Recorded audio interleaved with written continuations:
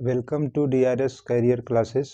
तो हम लोग प्रकाश के परावर्तन में आज जो है अंतिम टॉपिक पढ़ने जा रहे हैं, जो कि है उत्तल दर्पण और अवतल दर्पण में अंतर। तो उत्तल दर्पण क्या होता है? उत्तल दर्पण की ये प्रकृति होती है कि इस पर अगर समांतर प्रकाश की किरणें आपतित होती हैं तो वह फैला देता है, इन प्रकाश की किरणों को फैला देता है। उत्तल दर्पण की यह प्रकृति होती है कि यह समांतर किरणों को फैला देता है, तो इसीलिए इसको कहते हैं अपसारी दर्पण के नाम से भी जाना जाता है। उत्तल दर्पण को अपसारी दर्पण भी कहते हैं, डाइवर्जेंट मिरर कहते हैं। और यहाँ पर ये क्यों कहते हैं अपसारी? अपसारी का मतलब होता है प्रसार कर देना, फैला देना। प्रकाश के किरणों को यह फैला देता है, इसलिए इसे अपसारी दर्पण भी कहते हैं। और अवतल दर्पण जो होता है, यह प्रकाश के किरणों को, जैसे यहाँ समांतर किरणें आपतित होती हैं, ये प्रकाश के किरणों को एक बिंदु पर मोड़ देती है। तो इसीलिए जो है इसे हम लोग कहते हैं अभिसारी दर्पण, कन्वर्जेंट मिरर। इसका मतलब है कि यह जो है प्रकाश के किरणों को क्या करता है? मोड़ता है। इसका काम है मोड़ना, प्रकाश के किरणों को एक बिंदु पर मोड़ देना, इसलिए इसे अभिसारी दर्पण भी कहते हैं। और यहाँ उत्तल दर्पण क्या है? अपसारी दर्पण इसे कहते हैं क्योंकि यह प्रकाश के किरणों को फैला देता है। तो अपसारी का मतलब है ये प्रकाश के किरणों को क्या करता है? फैलाता है। तो इसका फैलाना काम है और उसका मोड़ना काम है। तो इसमें हम लोग इसके अंतर को देखते हैं, दोनों दर्पण में क्या डिफरेंस है। तो पहला अंतर है कि जो उत्तल दर्पण होता है, इसमें दबे हुए भाग में, जो दबा हुआ भाग होता है, दबे भाग में कलई या पेंट करते हैं, पॉलिश करते हैं। यहाँ देखिए, ये है आपका उत्तल दर्पण। इसमें जो दबा हुआ भाग है, इसमें पॉलिश या पेंट या कलई किया जाता है। और इसमें क्या होता है? अवतल दर्पण में उभरे हुए भाग में कलई किया जाता है। इसमें जो उभरा है यहाँ पर बाहर की तरफ, उस पर कलई करते हैं या पेंट करते हैं, पॉलिश करते हैं। और दूसरा जो अंतर है, इसमें आप देखिए, इसमें क्या है? प्रकाश का परावर्तन कहाँ से होता है? उभरे हुए भाग से होता है। तो यहाँ पर जो उभरा हुआ भाग से है, वहीं से प्रकाश का परावर्तन होता है। और इसमें क्या होता है? इसमें जो दबा हुआ भाग है, वहाँ से प्रकाश का परावर्तन होता है। तो यहाँ पर देखिए, जो दबा हुआ भाग है, यहाँ से प्रकाश का परावर्तन हो रहा है। और अगला जो अंतर है, इसकी जो उत्तल दर्पण होता है, इसका जो फोकस दूरी होता है F, और जो इसकी वक्रता त्रिज्या R होती है, ये दोनों जो है, दोनों क्या होती हैं? दोनों होती हैं धनात्मक, पॉजिटिव होती हैं। क्यों पॉजिटिव होती हैं? क्योंकि ये जो आपका उत्तल दर्पण होता है, ये जिस कांच के खोखले गोले का कटा हुआ भाग होता है, उसके केंद्र को कहते हैं वक्रता केंद्र, और उसकी त्रिज्या को कहते हैं वक्रता त्रिज्या। तो ये जो है, अगर हम देखें तो ये ध्रुव के दाईं तरफ की दूरी है, और दाईं तरफ की जो दूरी होती है वो धनात्मक होती है। इसलिए जो है फोकस भी यहाँ पर रहता है, इसका मुख्य फोकस यहाँ से यहाँ तक की दूरी फोकस दूरी होती है। तो ये भी फोकस दूरी और वक्रता त्रिज्या, ये दोनों जो है दर्पण के क्या होता है? दाईं तरफ होता है, इसीलिए दोनों का मान कैसा होता है? धनात्मक होता है। और जबकि अगर हम देखें अवतल दर्पण में, तो इसमें जो है फोकस दूरी और इसका जो वक्रता, जो यहाँ पर अगर मुख्य अक्ष खींचे, तो ये जो है यहाँ पर इसका ध्रुव हो गया, यहाँ पर इसका मुख्य फोकस हो गया, यहाँ पर इसका वक्रता केंद्र हो गया। तो वक्रता केंद्र और ध्रुव के बीच की दूरी यही R होता है, वक्रता त्रिज्या। और मुख्य फोकस और ध्रुव के बीच की दूरी यहाँ पर स्मॉल f होता है, फोकस दूरी। तो ये किधर है? ध्रुव के बाईं तरफ है, और ध्रुव के बाईं तरफ की दूरियां ऋणात्मक होती है। तो इसीलिए यहाँ पर जो फोकस दूरी है अवतल दर्पण की, जो इसकी वक्रता त्रिज्या है, ये दोनों क्या होते हैं? दोनों होते हैं ऋणात्मक, दोनों निगेटिव होते हैं, ये ध्यान में रखना है। और अगला जो अंतर है, इसमें क्या है? इसके द्वारा वस्तु के दो स्थितियों का प्रतिबिंब प्राप्त किया जाता है।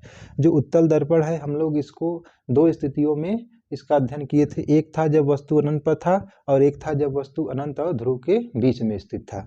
और इसमें क्या था? इसमें हम लोग जो है 6 स्थितियों का वर्णन हम लोग किए थे।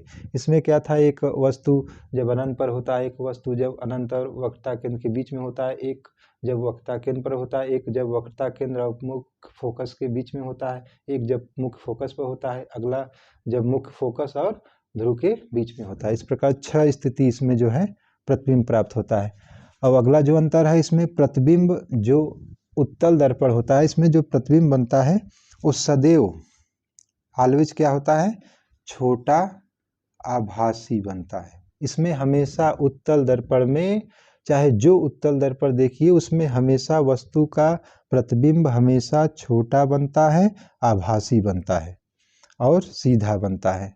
और इसमें जबकि क्या होता है, अवतल दर्पण में देखेंगे तो 5 स्थिति में वास्तविक उल्टा बनता है और छोटा बड़ा भी बनता है।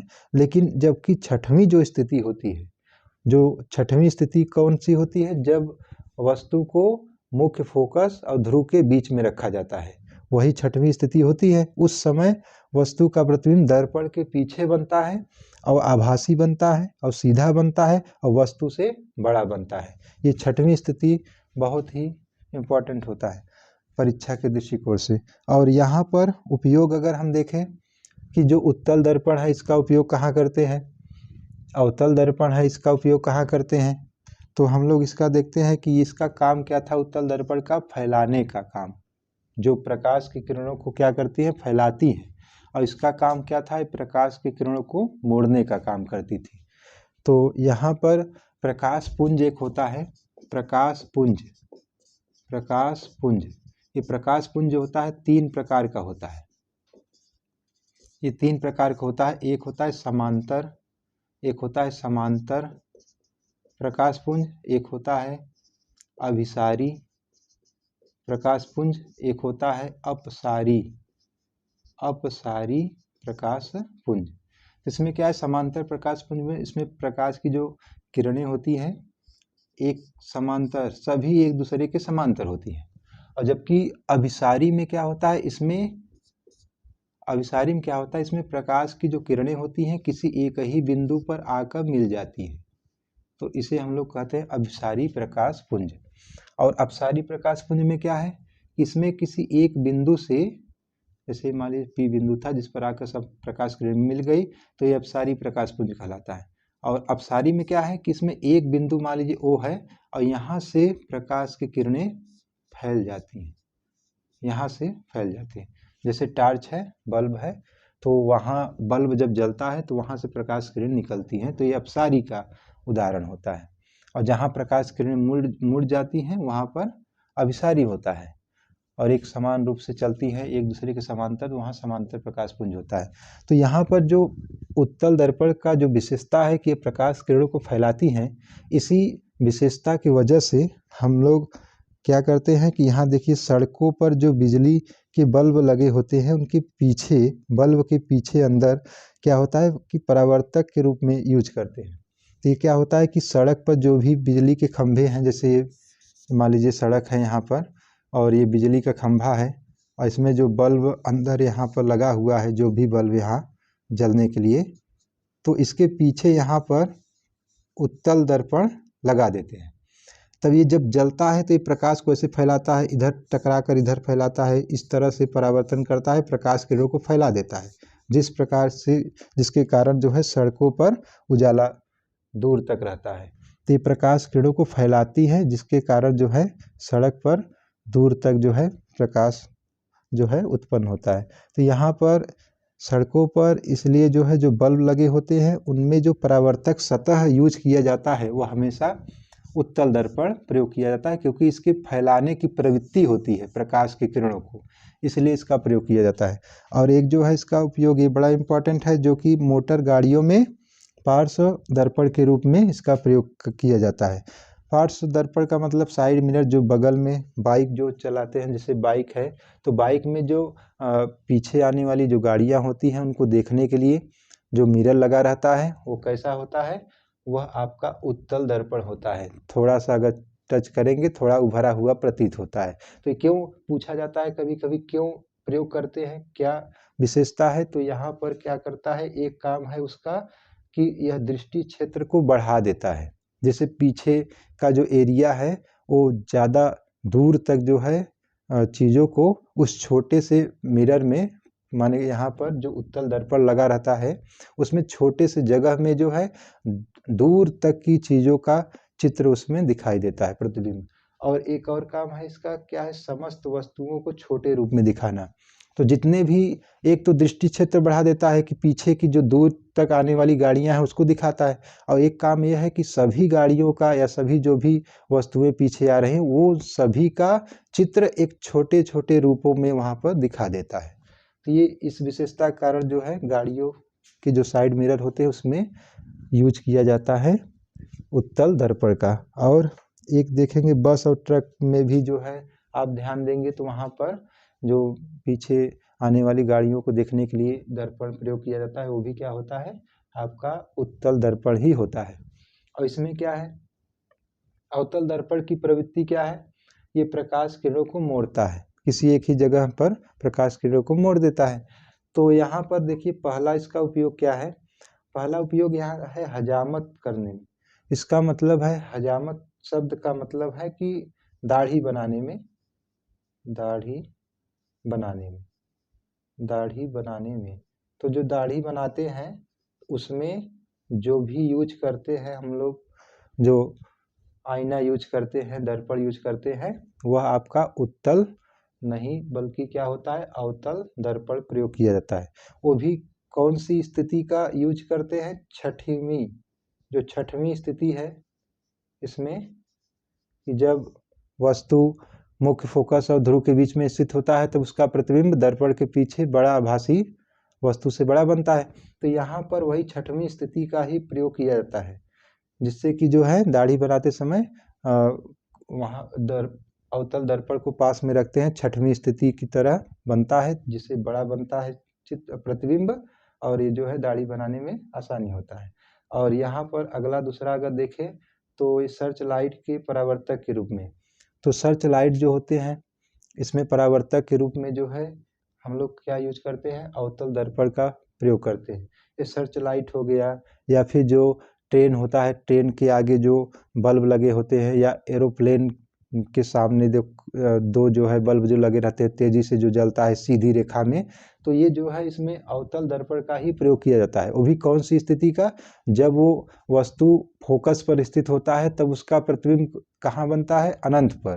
तो अनंत पर बनता है, कैसे, क्यों बनता है, क्योंकि उसमें समांतर किरणें जाती हैं। तो इसीलिए यहाँ पर हेडलाइट, यहाँ सर्च लाइट है, सर्च लाइट या फिर ट्रेन के आगे जो बल्ब लगे होते हैं या फिर एरोप्लेन के आगे जो बल्ब लगे रहते हैं, तो उसमें जो है यही अवतल दर्पण का ही प्रयोग किया जाता है कि उस बल्ब को उसके पीछे देखिए, उसके पीछे जो है आपका, जैसे यहाँ पर बल्ब है, ये बल्ब है और इसके पीछे यहाँ लगा रहता है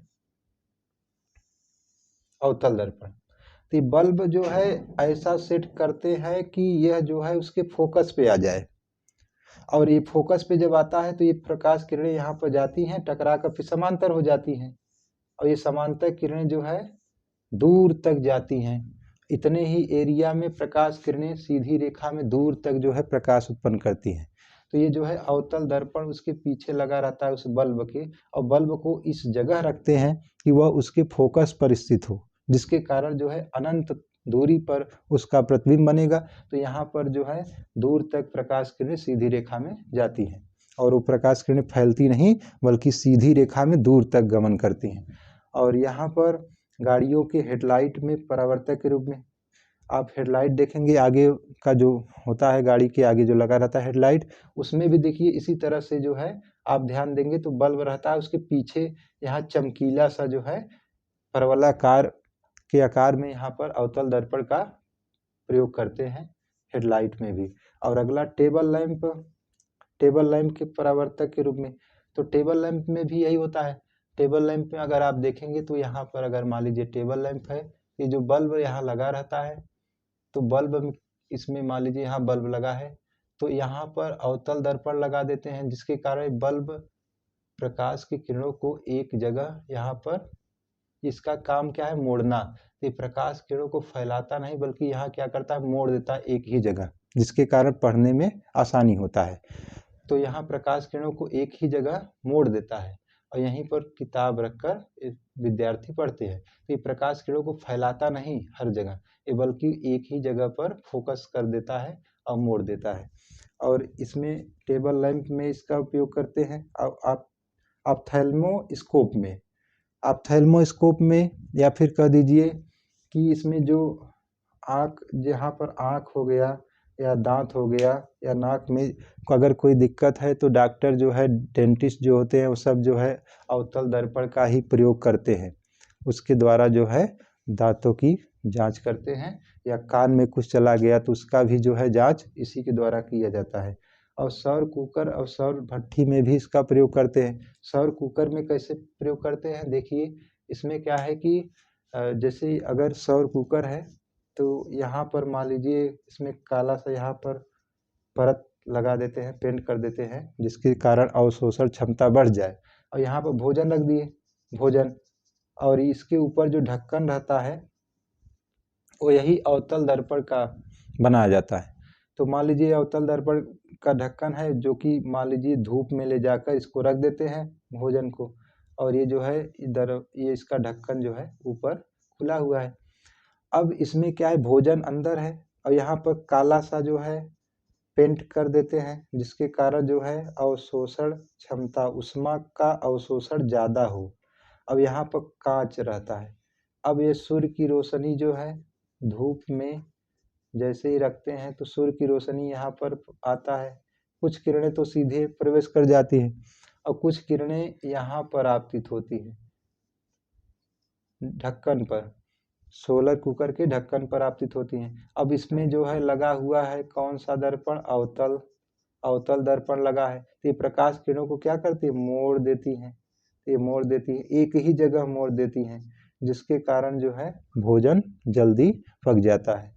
ऐसे ही सौर भट्ठी में भी इसी तरह से प्रक्रिया होती है कि यहाँ पर ईंधन रख देते हैं और सूर्य की रोशनी इस पर आपतित होता है, और इस पर लाइट पर जैसे ही सौर भट्ठी यहाँ पर जो बड़ा सा जो अवतल दर्पण लगा है उस पर सूर्य की रोशनी आपतित होती है, और गिरने के बाद एक ही जगह पर सभी प्रकाश की रोशनियां एक जगह पर एकत्रित हो जाती हैं, जिसके कारण यहाँ पर ईंधन जलाने में कार्य करते हैं, और ये जो है सौर कुकर में भोजन बनाने में भी काम करते हैं। तो इस प्रकार से जो उत्तल दर्पण और अवतल दर्पण में जो भी अंतर थे और उनके जो भी उपयोग है, ये टॉपिक जो है आज यहीं पर समाप्त होता है। अब जब अगला क्लास होगा तो उसमें जो है हम लोग प्रकाश के अपवर्तन के बारे में अध्ययन करेंगे।